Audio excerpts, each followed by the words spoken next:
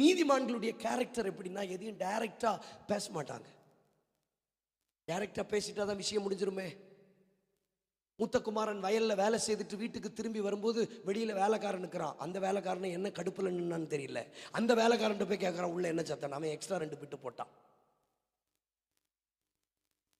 அப்பா வந்து கேட்கிறாரு, ஏன் மகனே உள்ள வரல? அதான் அவன் வச்சுட்டானே வேலைக்காரன். உங்களுக்கு கேட்கல? எதுவா இருந்தாலும் நேரடியா பேசியிருந்தா இவ்வளவு பிளவு வராது.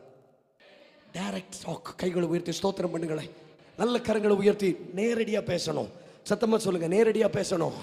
அவன் வேலைக்காரன் பேசினா, வேலைக்காரன் சம்பளம் கொடுக்காத கோவத்தில் ஓவர் டியூட்டி கொடுத்ததுனால அவன் என்ன சொன்னான்னு தெரியல, அப்பாவுக்கு மேலே இவனுக்கு கடுமையான கோவம். இவன் நேரடியாகவே அப்பா கிட்ட பேசியிருந்தான்னா அப்பா இவனுக்கு விளங்க பண்ணி இருந்திருப்பார். கரங்களை உயர்த்தி ஆண்டவருக்கு ஸ்தோத்திரம் பண்ணுங்க.